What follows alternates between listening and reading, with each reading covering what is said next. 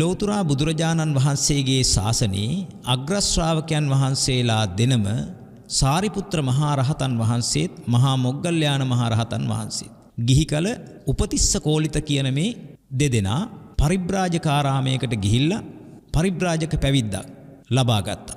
මේ ඇත්ත මේ පරිබ්‍රාජක ආකාරයට පැවිද්ද ලබාගෙන නිවන සොයන්න උත්සාහ වුණා. එහෙම නැත්නම් මේ සංසාර දුක නිවෙන මාවත සොයා ගන්න උත්සාහවත් වුණා.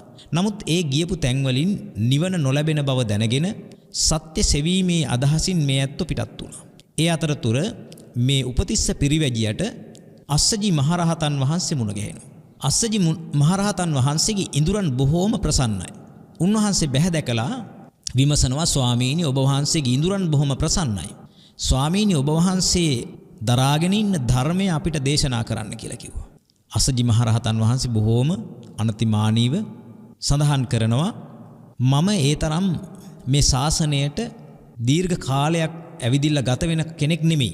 මේ ශාසනයට ඇවිල්ලා මම දීර්ඝ කාලයක් වෙන කෙනෙක් නෙමෙයි. මම මේ මෑත කාලීනව ශාසනයට ආපු නවක කෙනෙක්. ඒ නිසා මම බොහෝ ධර්ම කාරණා දන්නේ නැහැ කිව්වා. නමුත් උන්වහන්සේ රහතන් වහන්සේ නමක් බලන්න.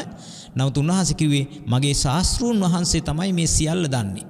එතකොට කිව්වා එහෙම නමුත් ඔබ වහන්සේ දැනගෙන තිබෙන ධර්ම කාරණා අපිට කෙටියෙන් නමුත් සඳහන් කරන්න කියලා කිව්වා. අන්න ඒ වෙලාවේ තමයි පින්වත්නි සඳහන් කරන්නේ යේ ධම්මා හේතු පභවා තේසං හේතුං තථාගතෝ ආහ තේසංච යෝ නිරෝධෝ එවං වාදී මහා සමනෝ. යේ ධම්මා යම් ධර්මයක් තිබෙනවා නම් හේතු පභවා හේතුන්ගෙන් හටගන්න. ඒ කියන්නේ හේතුන්ගෙන් හටගන්නා යම් ධර්මයක් තිබෙනවා නම් අන්නේ ධර්මයෝ පිළිබඳව තේසං හේතුන් ඒවට හේතු ටික තථාගතෝ ආහ තථාගතයන් වහන්සේ දේශනා කොට වදාලා. තථාගතයන් වහන්සේ දේශනා කරන සේක.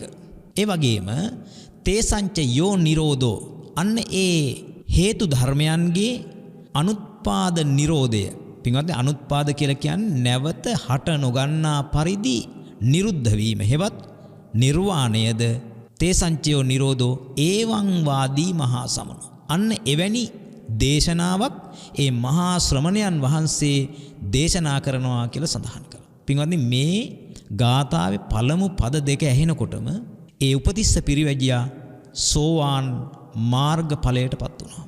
බලන්න ඒ කියන්නේ ඒ ගාථාවේ මුල් පද දෙක තුල තිබෙන දර්ශනය කෙනෙකු සක්කාය දිට්ඨි විචිකිච්ඡා සීලබ්බත පරාමාස කියන තුන් සංයෝජන ධර්මය දුරු කරන්නට තරම් සමද්දේශනාවක්. එහෙනම් දැන් බලන්න මේ බුදුරජාණන් වහන්සේගේ හේතුඵල ධර්මයයි ඒ ගාථාවේ සඳහන් කරන්නේ.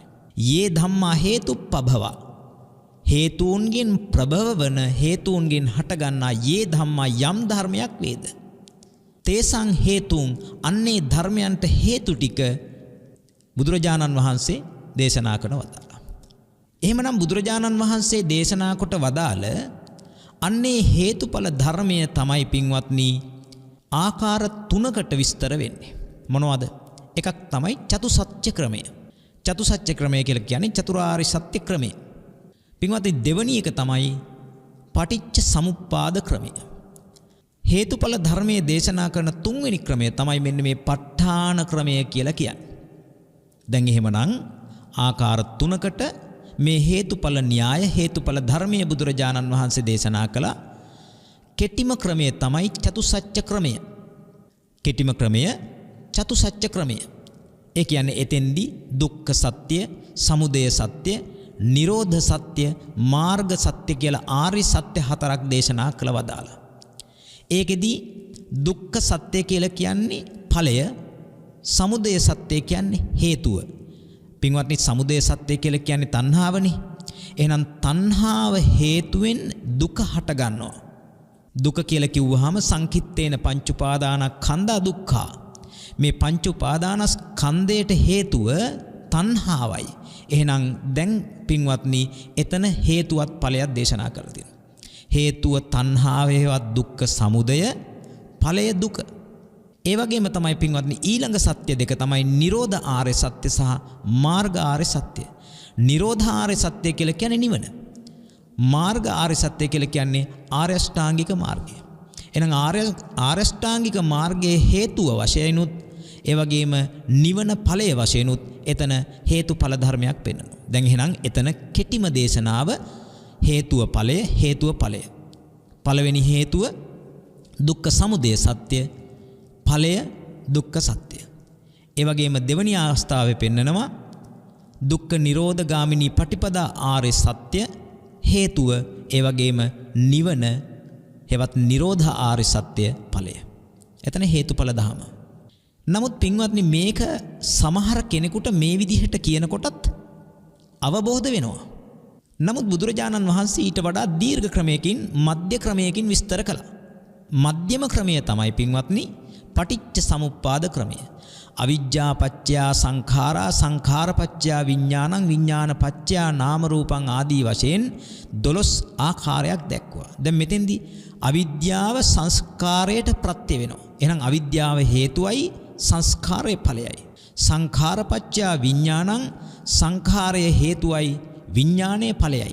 ඔය ආදී වශයෙන් ඒ හැම අවස්ථාවකම ආකාර 12ම විස්තර කරනවා. මුල් එක හේතුව වෙනවා, දෙවෙනි එක ඵලය වෙනවා.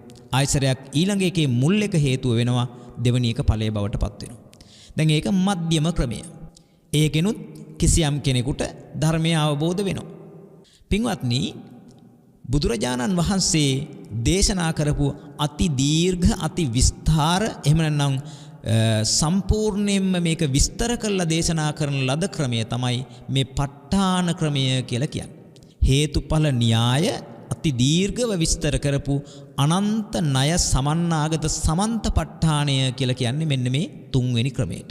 අනන්ත ණය සමන්නාගතයි කියලා කියන්නේ මොකද්ද? ණය කියලා කියන්නේ ක්‍රමවේද, න්‍යායන්.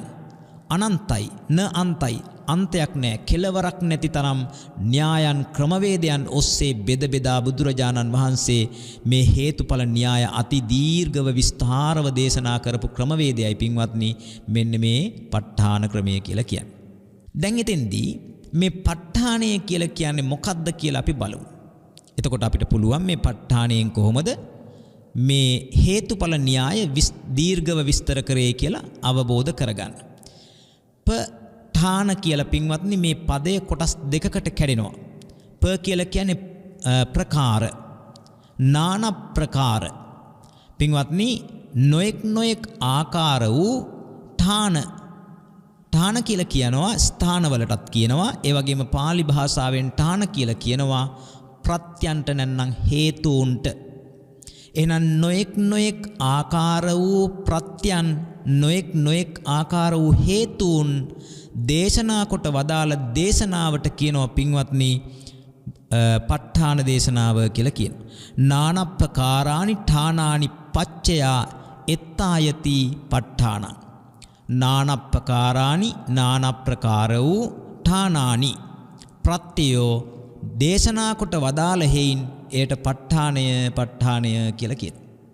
එමනම් දැන් ඔබ තේරුම් ගත්තා මේකේ තියෙන්නේ බොහෝ ප්‍රත්‍යයන් දේශනා කරලා තියෙනවා. ප්‍රත්‍ය විතරක් නෙවෙයි පින්වත්නි. ප්‍රත්‍ය ඒ වගේම ප්‍රත්‍ය උත්පන්න, ප්‍රත්‍යෝත්පන්න කියලා කියන්නේ. ප්‍රත්‍යයෙන් හටගන්නා දේවල්. ඒ කියන්නේ ඵල. ප්‍රත්‍ය කියන්නේ හේතු ටික, ප්‍රත්‍යෝත්පන්න කියලා කියන්නේ ඵල ටික. එහෙමනම් මේ දේශනාව තුල අති දීර්ඝව විස්තර කරන්නේ මොනවද? ප්‍රත්‍ය සහ ප්‍රත්‍යෝත්පන්න, වෙන වචනයකින් කියනවා නම් හේතු සහ ඵල ධර්ම ටික. මෙතෙන්දී ප්‍රධාන වශයෙන් පින්වත්නි බුදුරජාණන් වහන්සේ ඒ ප්‍රත්‍යෝ 24ක් සූවිසි ප්‍රත්‍ය කියලා දේශනා කොට වදාළා.